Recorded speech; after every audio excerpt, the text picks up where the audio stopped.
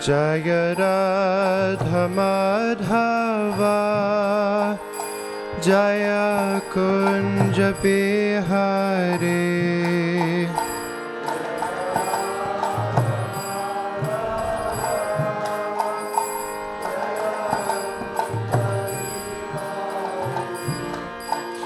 Jaya Gopi Jana Vallabha Jaya Girivaradhari Jaya Girivaradhari Jaya Gopi Jana Vallabha Girivaradhari Jaya Girivaradhari Jaya Gopi Jana Vallabha Jaya Girivaradhari Jaya Girivaradhari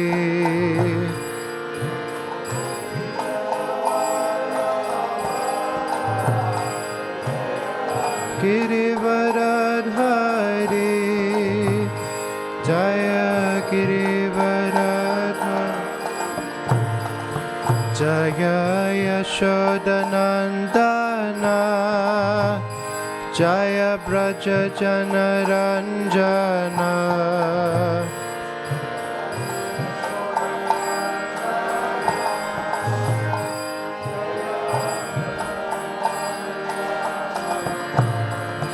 Jaya Yashodanandana Jaya Braja Janaranjana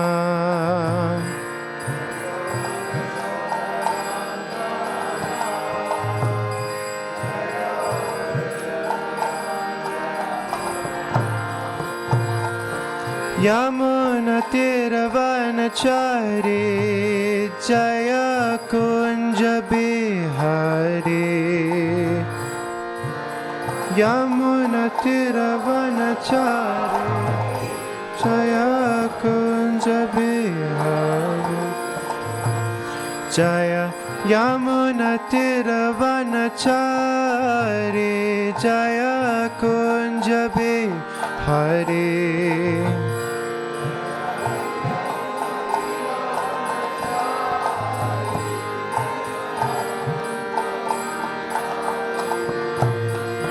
Jaya Radha Madhava Jaya Kunja Bihari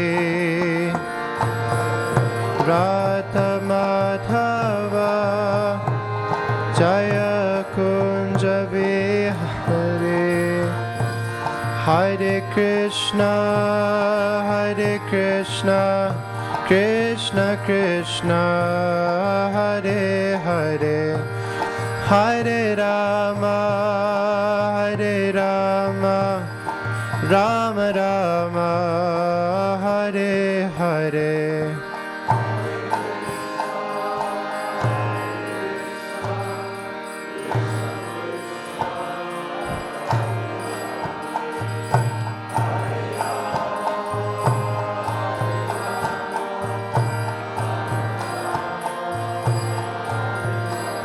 Hare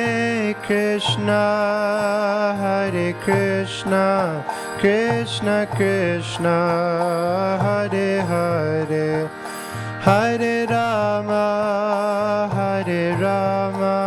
Rama Rama Hare Hare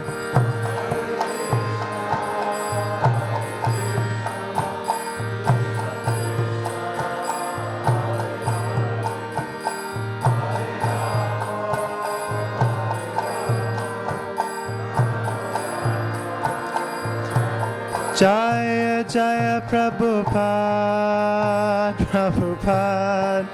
Prabhupada Jaya Srila Prabhupada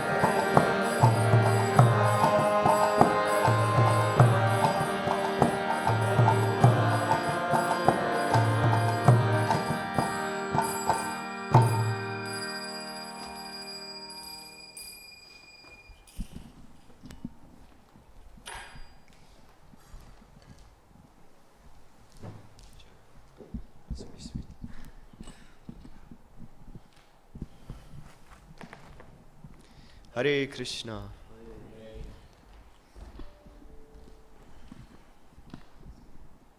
This is wonderful.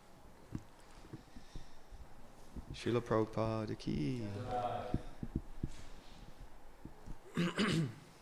Om Namo Bhagavate Vasudevaya.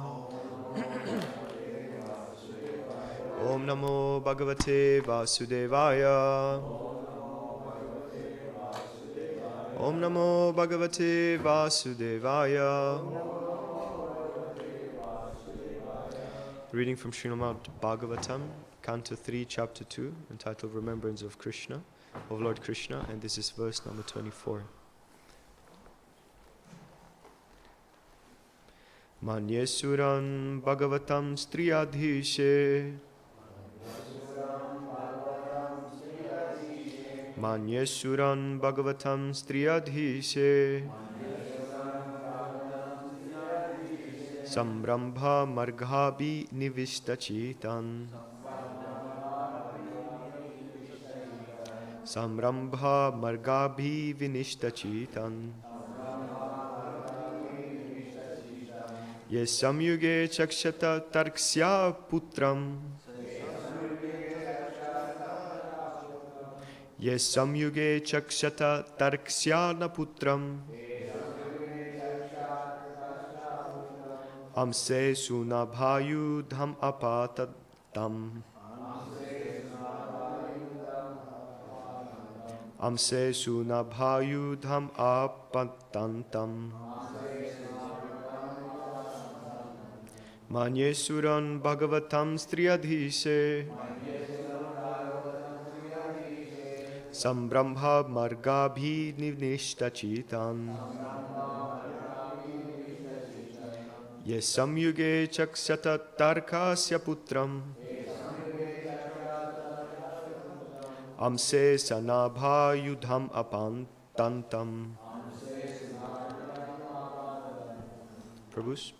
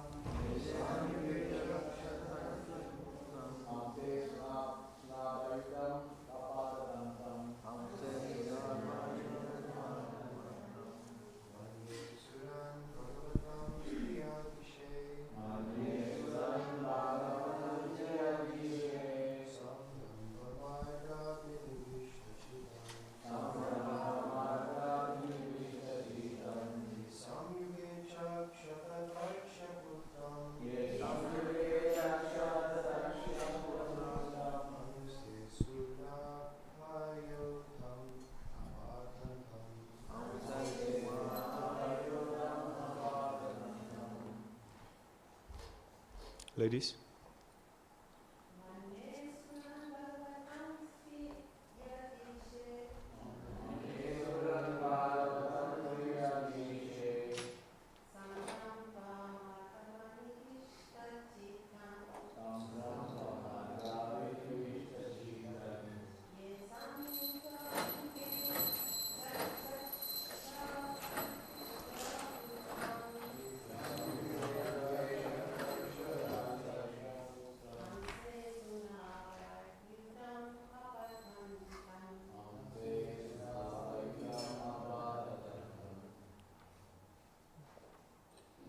Word by word.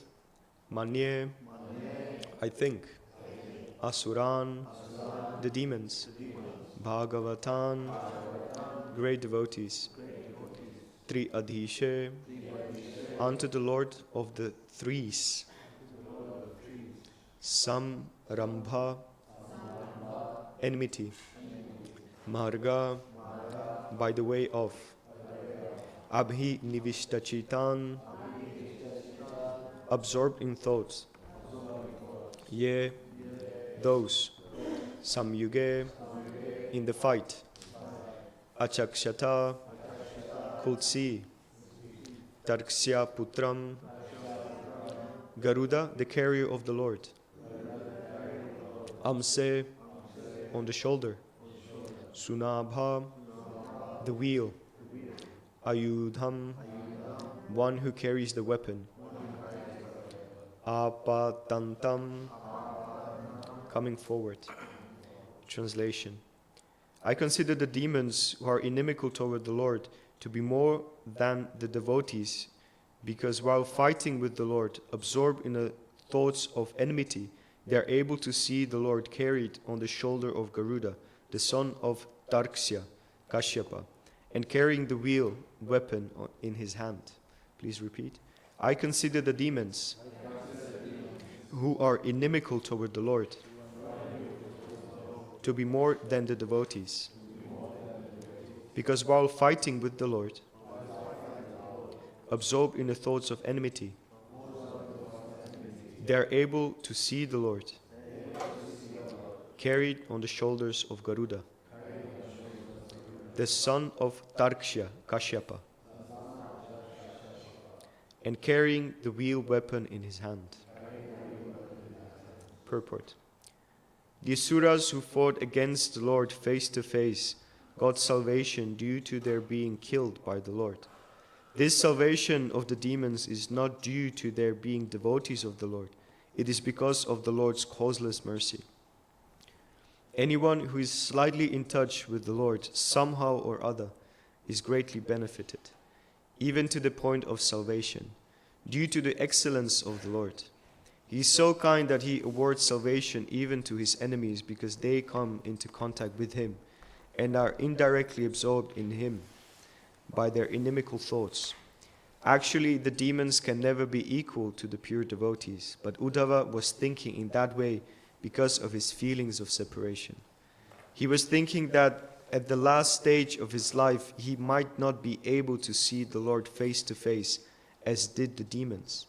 The fact is that the devotees who are always engaged in the devotional service of the Lord in transcendental love are rewarded many hundreds and thousands of times more than the demons by being elevated to the spiritual planets, where they remain with the Lord in eternal blissful existence. The demons and impersonalists are awarded the facility of merging into the Brahmajyoti effulgence of the Lord, whereas the devotees are admitted into the spiritual planets.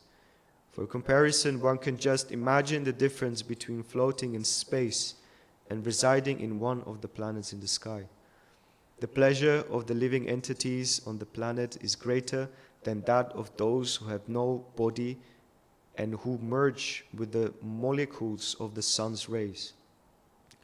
The impersonalists, therefore, are no more favored than the enemies of the Lord. Rather, they are both on the same level of spiritual salvation. Srila Prabhupada ki.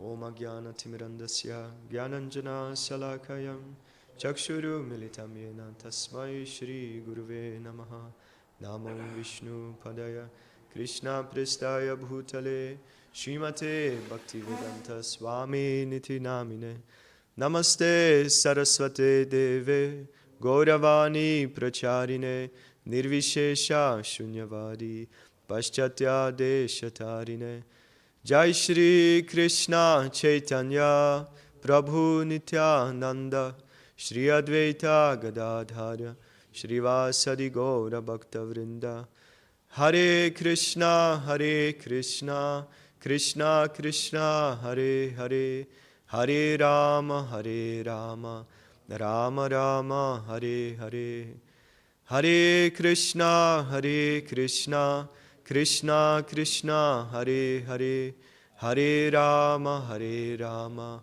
Rama Rama Hare Hare Hare Krishna Krishna Krishna Hare Hare Hare Rama Rama Rama Hare Hare.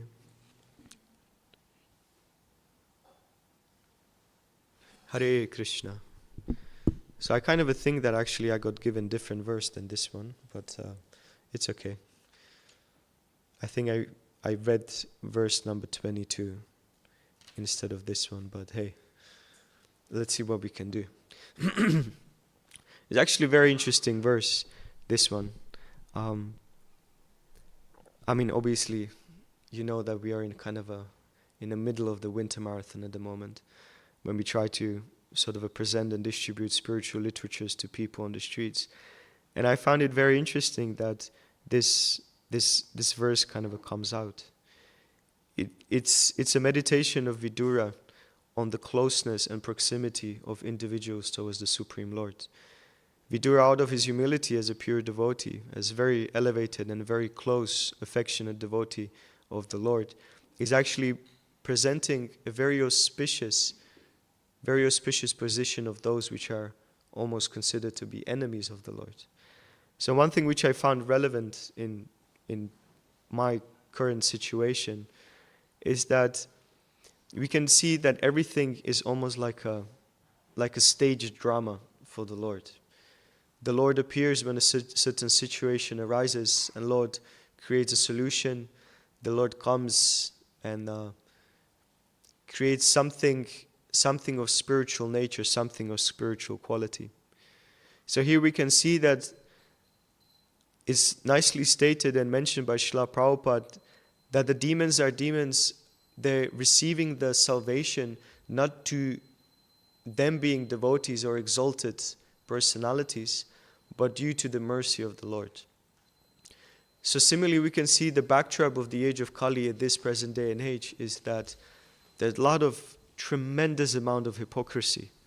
There's tremendous amount of intolerance, hatred, injustice, rudeness, falsity, and the list goes on. We can see the tremendous amount of negativity that people are not only bearing on their shoulders, but on their faces. Like when I come here to the temple and I look at the faces of Vaishnavas, I see, some softness, some kind of a exalted position, some smooth and hopefully happy features. But when you go outside, you just see people being constantly just like unhappy, just crying, and the way they look, the way they deal with others is just survival mode. People outside, they just want to survive. And what happens when you push an animal or a creature to a corner and survival is the only option? They become really, really rude. They become really aggressive. They become like either me or you type of consciousness. So, but what it means in a connection with this verse is that there needs to be a backdrop for purity to stand more. To diamond to shine more, the backdrop is black. If you put behind the backdrop of diamond something shiny, gold-like or white, the diamond will not shine so much as if the backdrop is dark and black. So similarly, we can see that the mission of Lord Chaitanya is shining even brighter and even more in the backdrop of the age of Kali. And then when you're standing there on the streets and you speak to people, and you somehow or another connected to this devotional path, people can actually to a certain degree resonate with that. In my experience, sometimes people even come to you and said, "Are you okay? Like, what's happening to you? Why are you smiling?" Right? I was like, "Why are you looking so content?" Well, why are you not looking so content? That's the real question. So it just shows that the attributes of Vaishnavism, the lakshanas of Vaishnavism, they become something of positive nature. And ultimately, that's the aspect which attracts people. It's not on many occasions eloquent words and profound presentations and laser show and sparks and I don't know what. Actually, Vaishnavism is simplicity. Vaishnavism means happiness. Vaishnavism means you're content, you're satisfied, you're happy. And naturally, as a side effect of your happiness is that you naturally want to share it with others. So Prabhupada writes, his enemies, he writes, he is so kind that he rewards salvation even to his enemies because they come into contact with him and are indirectly absorbed in him by their inimical thoughts. Actually, the demons can never be equal to the pure devotees. So it shows that even the Lord himself actually is truly merciful even to the enemies.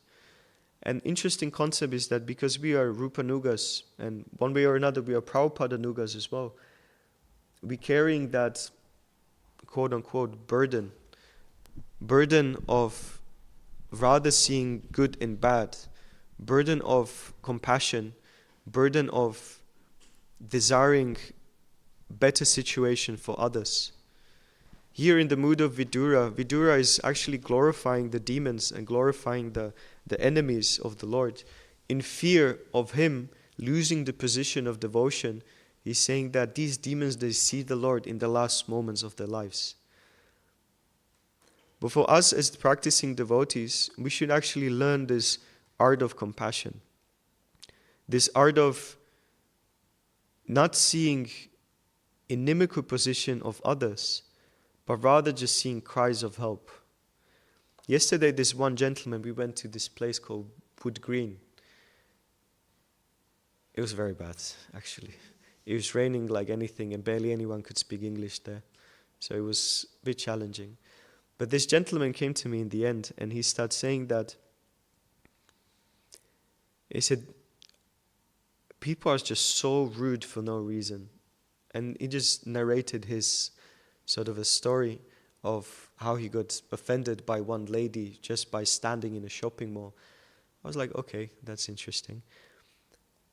And the point I made to him was that, first of all, I spoke on 2 points to him. I said, first of all, you need to understand your qualities to be offended, right? For instance, if I say to you, Sam, your long blue hair is absolutely disgusting. I really, really dislike your long blue hair. It's inappropriate. What would you say? Exactly. I don't have any long blue hair.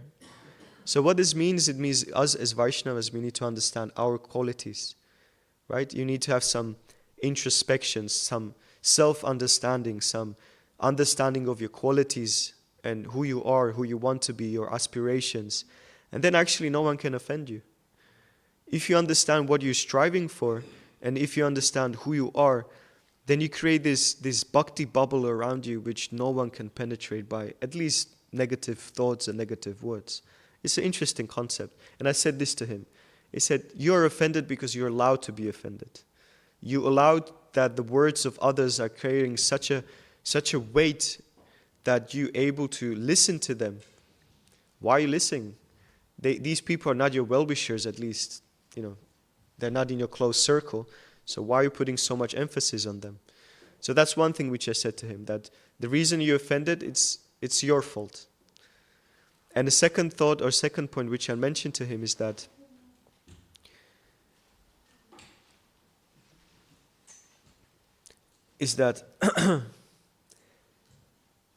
actually when people are rude and offensive towards someone, it's on many occasions it's just a cry for help. What it presents that this is the way I can deal with the world, and this is the way I can present myself as an individual in response to you. Does it make sense? This is the way I present my individuality.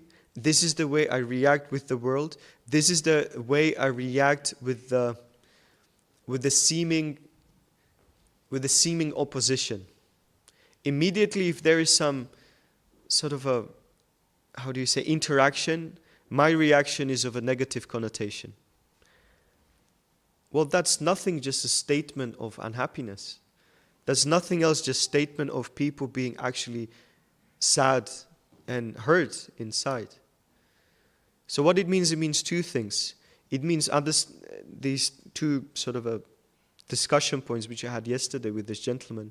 Number one, you understand your values, and you understand the psychophysical sort of a constitution of others based on their reactions.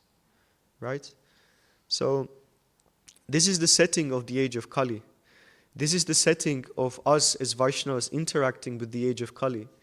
Is that, first of all, we should understand our path and the purity and the quality of our path. And through the purity and quality of our chanting, association, reading, and nature of our service, we can just be fully like an impenetrable force, impenetrable sort of a bastion of spiritual qualities and spiritual character. And then if you go outside, what is there to fear? What is there to be afraid of? Being offended, being hurt, being said something rude? Yeah, I know who I am. I know the quality and the potency of my path. You can't really hurt Vaishnavas by words. So it means two things. That when the Lord was killing the demons, he understood, and just like Prabhupada gives this wonderful analogy saying that just because there's urine on the floor and the sun rays are touching the urine, doesn't mean the sun is contaminated. It means the nature and quality of sun evaporates the impurity of the urine on the floor. So similarly, in our path, in the path of Krishna consciousness, because of the intensity of our consciousness, intensity of the spiritual values that we carry, we are untouchable by the external force of Maya. So similarly, Krishna was not considering being contaminated by dealing with these demons.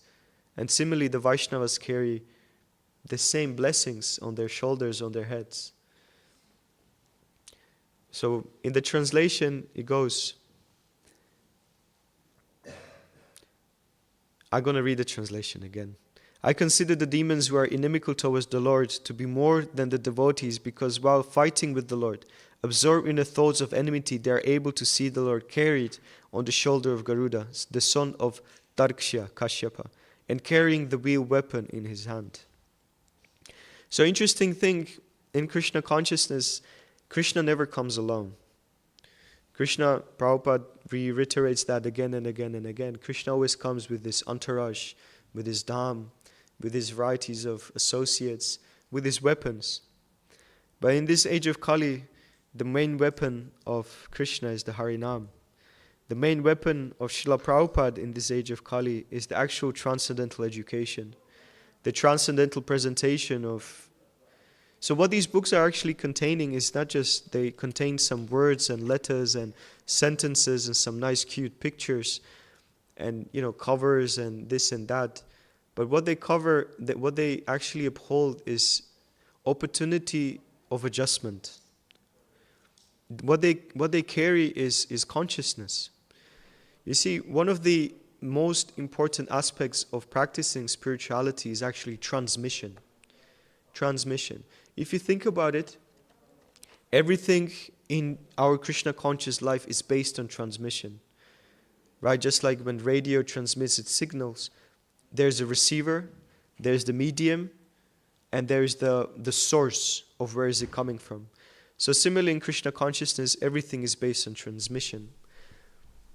So transmission means that you as a devotee, the medium, let's say spiritual books, and the person as a receiver. So when you go on Sankirtan, it's activity of transmission. It's activity where you are untouched by the modes, hopefully, by the modes surrounding you. And what you're presenting as a presenter is the opportunity for the jiva to connect themselves to the message, to the consciousness. So what these books are presenting is that how to step by step purify this contaminated mind. One of the things people are very interested in this day and age is a lot of psychology. People are very much interested in social structure. People are very much interested in conflict resolution. You can see you don't need to be a genius, you don't need to be political activist or social activist to understand that the world is going through a turmoil.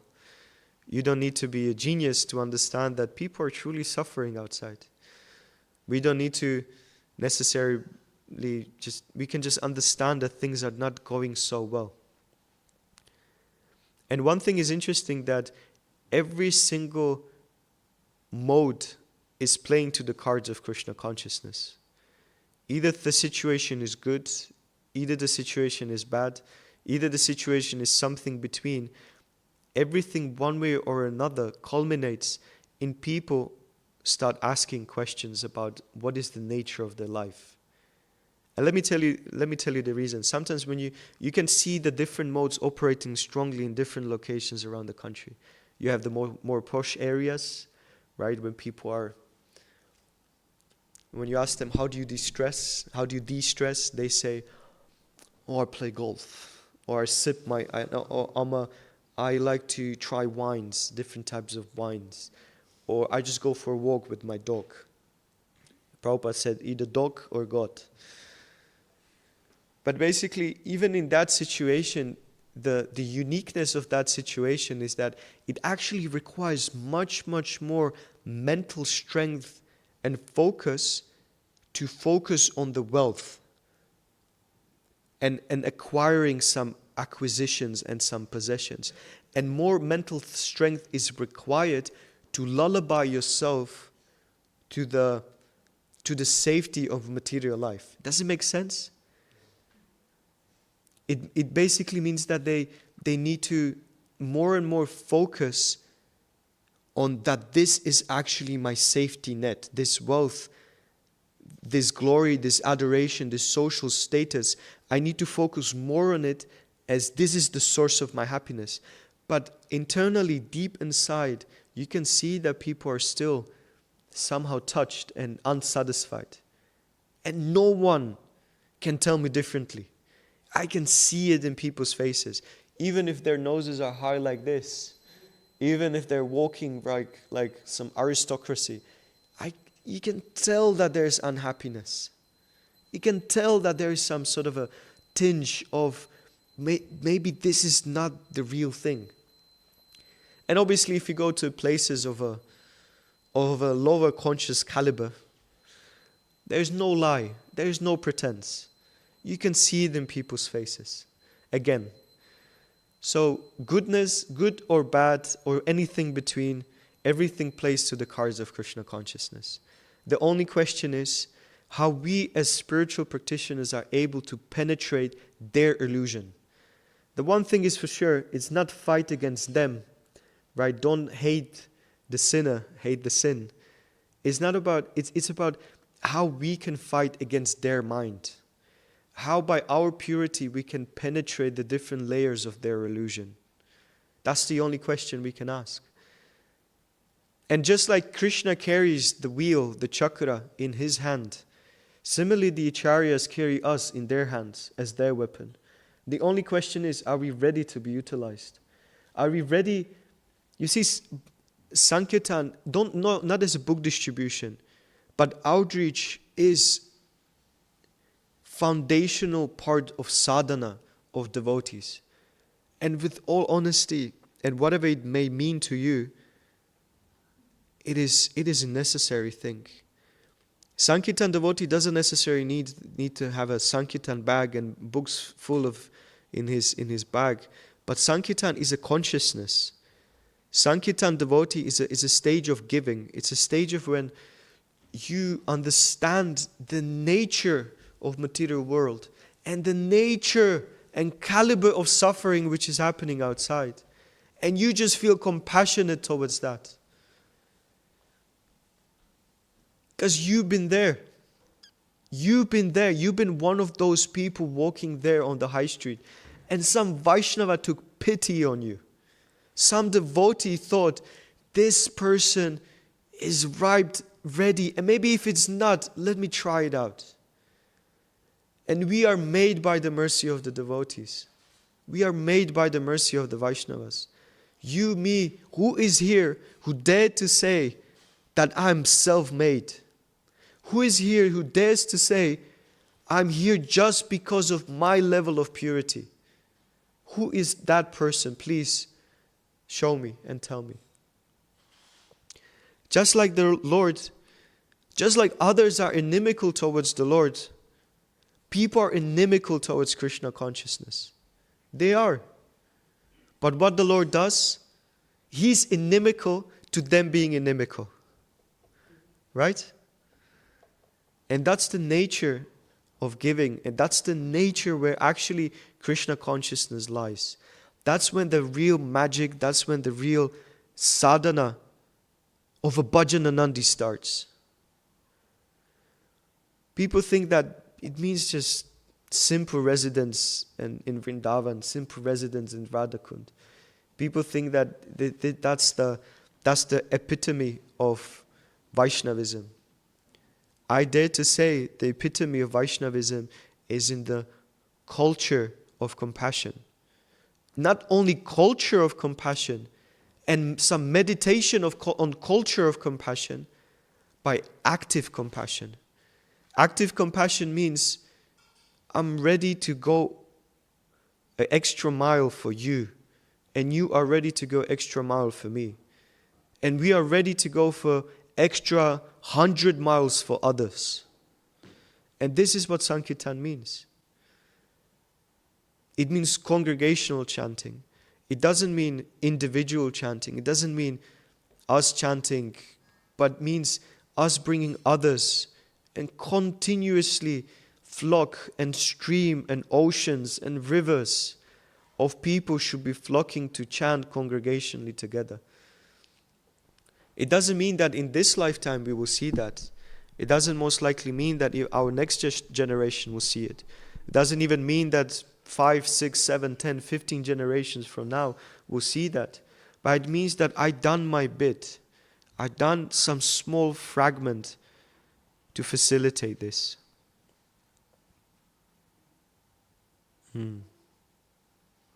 Prabhupada says, interesting concept here. The demons are impersonalists and are rewarded the facility of merging in the Brahmajyoti effulgence of the Lord, whereas the devotees are admitted into the spiritual planets. For comparison, one can just imagine the difference between floating in space and residing in one of the planets in the sky. Shri Shri Radha Gokulananda ki, Shri Shri Sitaram Lakshman Hanuman ki, Shri Shri Gaurnitai ki, Srila Prabhupada ki. Continuing, from comparison, one can just imagine the difference between floating in space and residing in one of the planets in the sky.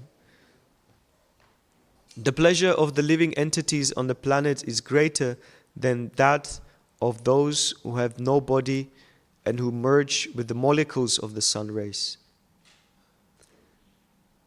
Yeah. For comparison, one can just imagine the difference between floating in space and residing in one of the planets in the sky. One of the principal foundations of Vaishnavism is personalism. Part of Prabhupada's pranam mantra is almost like a war declaration. War declaration not against people, but against their consciousness. You know what's interesting? That impersonalism takes many shapes and forms. Impersonalism doesn't necessarily mean that these people are, Brahman worshippers. It actually means that impersonal consciousness means that there is no one that there's no one responsible. There's no sense of connectivity. There's no sense of relationship. One of the greatest problems in the modern psychological field is that emotional instability, emotional and social instability. And the foundation principle of society is actually relationship. The principal core of any society is actually family, right? Man, woman, children, and then you have other other entities connected to that extended family, close family, that family. So the core principle of society is actually relationship. So if core principle of society is relationship, how dare we deny that the core principle of spirituality is also relationship? You see what happens? Prabhupada once, and I don't ask me who was this, someone asked Prabhupada, does the fact that I'm a mother make me a better devotee of God, better devotee of Krishna? And you know what Prabhupada answered? The fact that you are a devotee of Krishna will make you a better mother. So you see what the modern society is doing? They're asking what they're making a statement is that I can have material relationship and depth in material relationships with my mother, with my father, with my partner, with my children, with my family, but I don't need to have relationship with God. Does it make sense? So what is the quality of that relationship that you carry so high? What is the quality of your relationship with those if you are impersonalist? What is that nature of your immediate relationship with those which you seemingly carry for, in comparison if you are saying God is just energy, some cloud somewhere in the distance? You see, it's not that your material relationships support your spiritual relationship, but it's other way around. So Krishna consciousness means congregationally we develop that central relationship with Krishna. And then as a side effect, as an offshoot of our principal goal, everything else becomes nourished.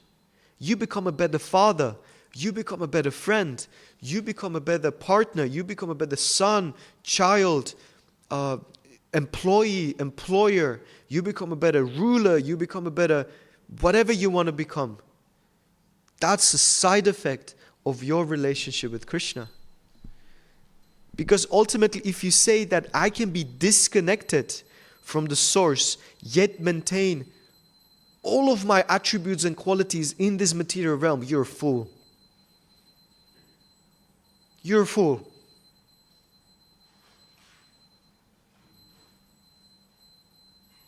So here, Vidura is saying, Krishna presents himself in a personal form in front of these demons. Even these demons interacted with him, but with the bad consciousness they had, they still end up in Brahmajyoti. So what does it mean? People come, we come, in front of Radha Gokulananda, and with folded hands, we are begging for shattered pieces of glass. We are begging to be facilitated on this material plane. Same thing, that's what Dhruva Maharaj said. I wanted the kingdom better than the kingdom of my grandfather. Yet the Lord, look at you, you facilitated a jewel, undisputable crown jewel of all the mystical yoga. And that is the jewel of bhakti. So impersonalism also means the hierarchy of needs and desires we have in front of the Lord. Obviously, we understand, Krishna says, either you have sarva kama, or you have moksha kama, or you have no desires, still you are intelligent to be connected with Krishna. That is the case. But if your connection with Krishna erupts in impersonal blessings, then you're cursed. Cursed by just lack of consciousness. So yeah, let's not fight with the Lord like the demons, but right on the other hand, let's be a tool in the hands of the Lord. Just like Garuda, just like the Sudarshan Chakra, it's carrier and a weapon of the Lord.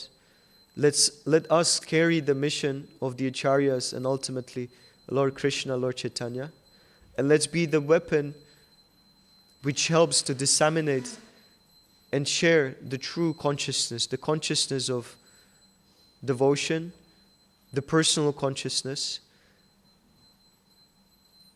But one thing I was also thinking about this revolution, and this is on another note. Many of us, we have this consciousness that revolution is something romantic.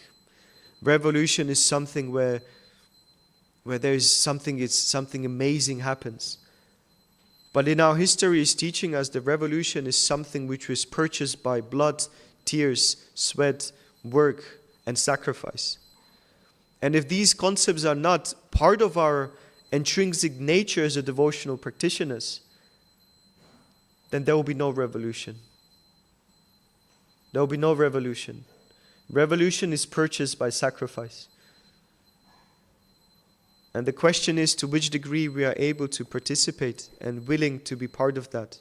And I'm not saying some physical, fleshy sacrifice, but the sacrifice of time, sacrifice of focus, sacrifice of connection, sacrifice of personal dwelling and personal dwelling on the meditation of what needs to be done.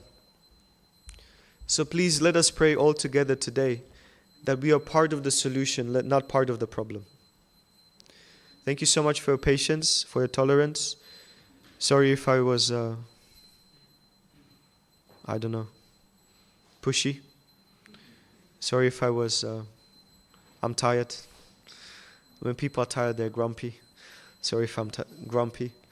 Grantara Srimad Bhagavatam ki. Harinam Sankirtan Yagya ki. If there are any questions, points, notes, and anything devotees would like to share and add, we still have 5 minutes. So please, Hare Krishna. Gauranga. Gauranga. Thank you, Prabhu, for class without notes. Just great, unprepared. In regard of this man you mentioned, that he met somebody who was rude to him and stuff, but I would say that, you said we cannot be offended by attacks of others. We know who we are. But point is, most of us, if not all, are in illusion of ourselves. As is known fact, even psychologically, that everybody overestimates his own persona, either his beauty, intelligence, qualities, and then somebody may be rude towards us, pointing this out, but fact is that others can see our faults better than we ourselves. So in that sense, of course, as a Vaishnava, we always reflect, it must be something in me, but others also. So, it's not like there's no truth in it. Like somebody just unloads his own frustration maybe, but points out something which irritates him, So that's one thing which, maybe you can comment on that, I get. Yeah, we should have people which we have trust and faith, and there should be those which we take the true value of their approach and true value in their feedback. It's a whole completely different sort of a mechanism when it comes to receiving feedback. More thinking of a random person, not just I know this, thing. Those who trust, we know all this psychology. Yes. In that case, we know ourselves. I know myself, even if somebody is friendly to me, or really wants to help me, I know myself what he has to tell me. So we can be the same. So that's a good point. There should be also not so much of a frustration. If we are able to dissociate ourselves from the mistakes that we make, then we can actually approach it in a much more healthy way. In the sense that, or you are very rude, and then you're like, okay, so this person thinks I'm rude. That may be true. Would you like to specify what did I say that offended you, and which moment I was rude? Maybe you can help me to be more conscious of this attribute of mine. So we can still, in a healthy fashion, in a healthy way, approach our mistakes without being necessarily, put down by our mistakes. I mean, this material world is full of mistakes, and we do them constantly, on regular basis. It's our lila. It's our pastimes to do a lot of mistakes and be foolish. But we can also grow with feedback. We don't need to dwindle and sort of disappear with the feedback, right? So people come to you and say, yeah, you've done this wrong. Amazing. Thank you so much. I am here to be corrected by the Vaishnavas. I'm here to be made by the mercy of the Vaishnavas. And mercy comes in many shapes and forms. If you told this to that person, what you think he would think? You can actually dismantle people, very The easily. person was complaining that you could tell him that also. Because there is many ways to deal with that. Yeah, we can grow. I mean, how else we can grow if there's no feedback, if there's no sort of you actually once told me, you've been the one who once told me that in the ashram is like taking many stones, sharp, ugly stones, and put them in a washing machine. And then when you just start circling all these stones and they just rub against each other, and in the end they become very nice and shiny and beautiful. So yes, that's the nature how we function. We just rub off our negativity and rudeness and our anarthas against each other, but then in the end of the process, if it's done correctly, we come out from that drum as beautiful, polished, nice, precious stones. Diamonds are made under pressure. Let that pressure come, Haribol.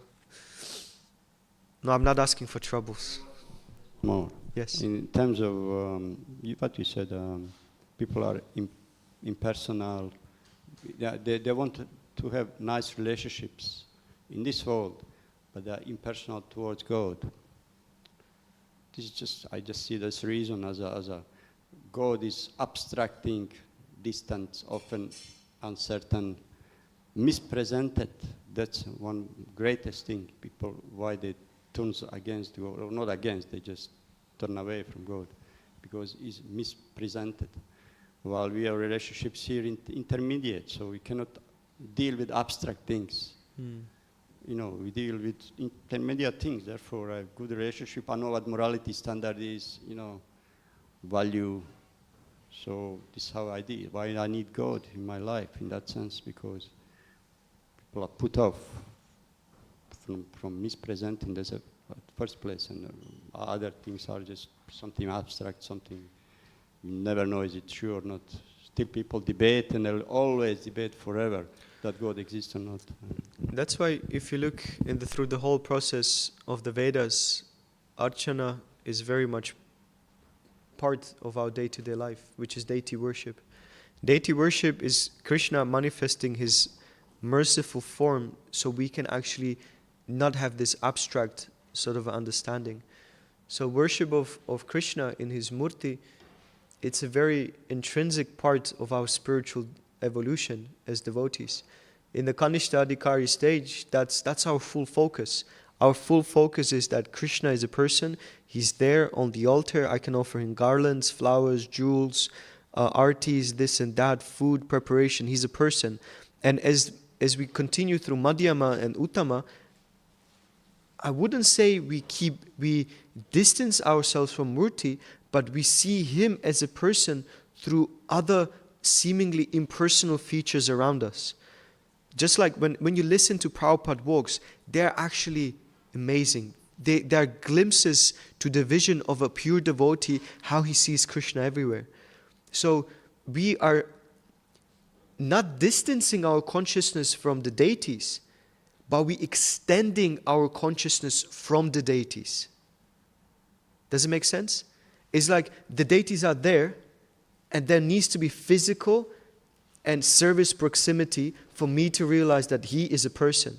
But as you're progressing and evolving in your life of a devotee, you are taking him and you see Krishna everywhere else. Prabhupada said, right then, there was literally a ice on the road, and Prabhupada break the ice, and he said, this is what I do, this is the path of Guru. He breaks the impersonal consciousness. And then later on, he stopped and looked at a tree, and boom, create this amazing vision of a pure devotee, how you can bring Krishna into that picture. So I think it's just the evolution. And if we say that our current position is not so evolved, then no problem. Stay closer to the deities. There's no loss, obviously. No diminution. There's no problem. Just meditate more on Murti. You say that to bring them to some aspect of in connection with deities. Yeah, 100%. This can change their heart. Yeah. So some way. Yeah. So that's the thing. Yeah. That's why it means Archana Vidhi is a mercy incarnation of the Lord. Mercy to such a degree that Krishna makes himself visible. Yeah. Maybe one last question and we can go. Or point.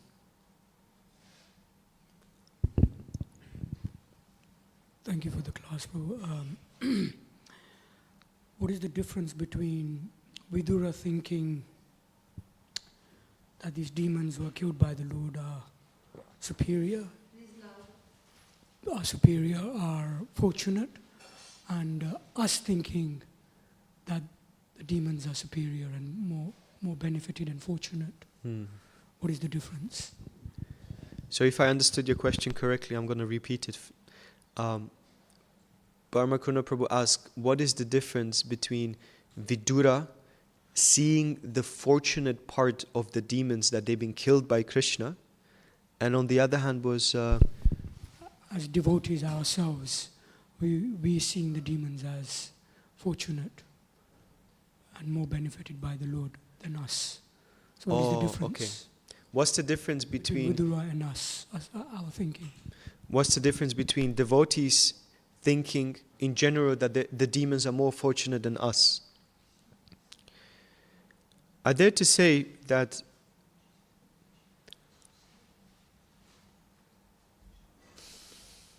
you see, like when we look at the bhajans, songs of Vaishnava acharyas, then we can see how they put themselves almost in a very pitiful condition, saying, I have no love for Krishna, I have no appreciation, I don't know who he is. Are you in Vamsigad? Are you at Radhakund, Shyamakund? Where is Krishna? I have no access to him. But you see, the analogy is actually very interesting. The more distant you are from a mountain, you can squeeze the mountain between your thumb and your index finger like this. Like this is how this is Prabhupada. This is how Prabhupada is big, right? This is how big is Prabhupada. But the closer you come to such a great personality like Prabhupada, the more and more you're going to see his magnanimity, his character, his true vision, beauty, spiritual potency. So what it means, and then what you do, then you compare that proximity to your understanding of that particular person. So the closer you are to Prabhupada, the more and more you feel, I'm so insufficient in my bhakti. I'm so insufficient in my levels of tolerance, patience, love. I'm so insufficient in my sadhana. But that your state of consciousness rises from your proximity. So when devotees and practitioners like Vidura says that these demons are so benefited, it stems from his truthful understanding of the Lord and his magnificent potency and his magnificent position as someone who gives unlimited blessings. So what it speaks about when devotees start glorifying the demons, it speaks about the magnanimity of the devotees. Magnanimity in their understanding of the mercy of the Lord. That's what it is. Hare Krishna. Om Tat Sat. Shri Shri Radha Gokulananda ki, Shri Shri Sitaram Lakshman Hanuman ki, Shri Shri Garnitai ki, Srila Prabhupada ki, Transcendental Book Distribution ki, Jai.